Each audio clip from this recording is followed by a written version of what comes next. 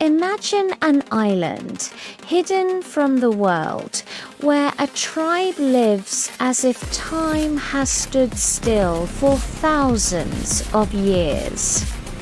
This is the story of North Sentinel Island, home to the last uncontacted people on Earth. In 2018, this mysterious island shot into global headlines. A 26-year-old American missionary, John Allen Chau, illegally ventured there, driven by a desire to preach Christianity. Despite knowing the immense risks, he bribed local fishermen to take him close to the shore. His diary entries reveal his initial attempts to make contact were met with a volley of arrows. Undeterred, he returned only to be killed by the very people he sought to convert. This tragic event reignited a global debate. Should we leave these isolated tribes alone? The Sentinelese are a complete enigma. They are considered the world's last truly uncontacted tribe, living in total isolation from our modern civilization. Their language is a puzzle, unrelated to any other known dialect, making communication impossible. Who are these people, and where did they come from? Scientists believe the Sentinelese are direct descendants of the first humans to migrate out of Africa, some 70,000 years ago. They are thought to have lived on this small island in the Andaman chain for at least 10,000 and possibly up to 30,000 years, making them one of the most genetically isolated populations on the planet. Their lifestyle is a living window into our own Stone Age past. They are hunter-gatherers, surviving by hunting wild animals, fishing in the shallow coastal waters, and gathering fruits and plants from the forest. They don't practice agriculture. Their tools are simple but effective, crafted from materials found on the island. They fashion bows and arrows, sometimes tipping them with iron scavenged from shipwrecks that have washed ashore over the centuries. It's a fascinating blend of ancient techniques and resourceful adaptation. History is littered with failed and often violent attempts to contact them.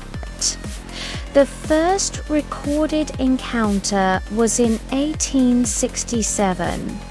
Then, in 1880, a British naval officer named Maurice Vidal Portman landed on the island.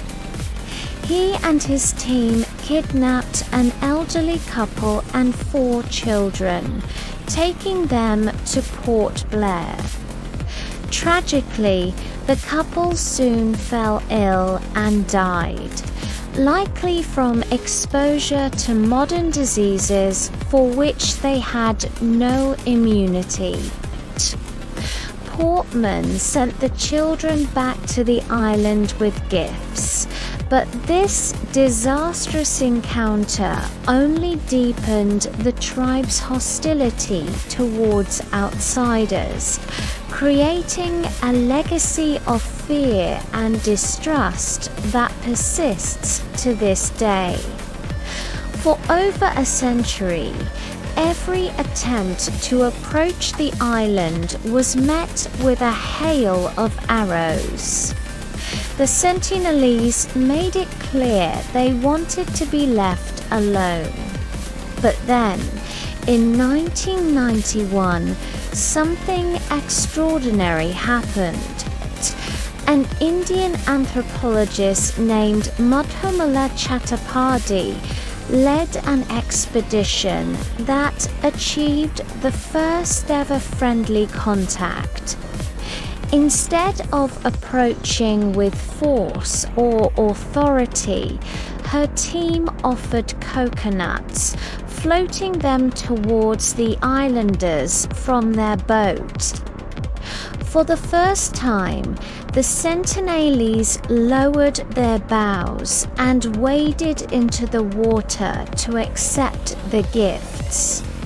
Madhumala even got into the water with them, handing coconuts directly to the tribespeople. It was a historic moment of peaceful exchange. However, this brief window of friendliness didn't last. Subsequent expeditions were once again met with hostility, and the tribe retreated back into their shell of isolation. Following these events, and recognizing the dangers posed to the tribe, the Indian government implemented a strict eyes-on, hands-off policy in 1997. It became illegal to go within 5 kilometers of North Sentinel Island. This exclusion zone was created to protect the Sentinelese from diseases to which they have no immunity and to prevent violent confrontations.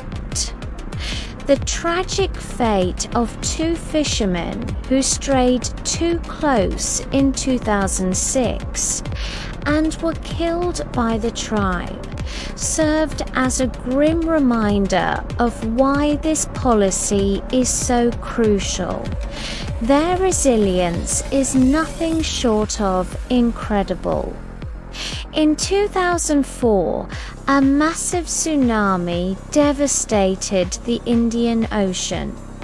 Many feared the Sentinelese had been wiped out, but when a helicopter flew over the island to check for survivors, a lone tribesman emerged from the jungle and fired an arrow at the aircraft. It was a powerful, defiant gesture that told the world, "We are still here, we survived, and we still want you to leave us alone." Their deep ancestral knowledge of the ocean and the land likely gave them the wisdom to sense the coming disaster and move to higher ground, a skill modern society has largely lost. So, what do we know about their life on the island? Their population is estimated to be anywhere from 50 to 500 individuals. They are relatively short in stature, around 5'3" to 5'5". They live in small communal huts made from leaves and branches. Their clothing is minimal, usually consisting of fiber strings and belts, and they adorn themselves with natural materials. They practice unique burial rituals, placing their dead on the beaches. Their society is a model of sustainability. They live in perfect harmony with their environment, never taking more than they need. ensuring the island can support them for generations without the risk of overpopulation. This brings us to the core ethical dilemma. On one hand, some argue that it is our moral duty to contact them, to offer them the benefits of modern medicine, technology, and knowledge.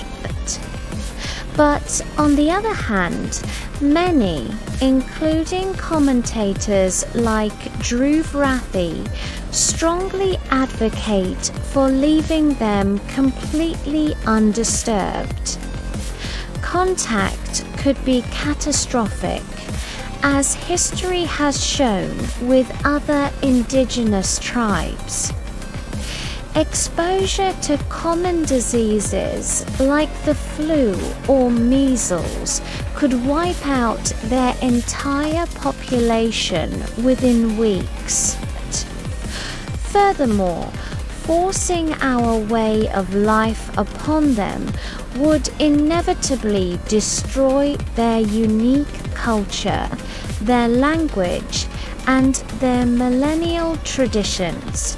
They have thrived on their own for tens of thousands of years. They are not backward or primitive. They are simply different. They are a self-sufficient, resilient people who have repeatedly and forcefully expressed their desire to be left alone. Perhaps the most respectful and ethical choice is to honor that wish. By protecting their isolation, we are not just saving a tribe, we are preserving a living piece of human history, a testament to a way of life that has vanished from the rest of the world. Their existence challenges our definition of civilization and reminds us that there is more than one way to be human. What do you think? Should we intervene or let them be? Let me know your thoughts in the comments below.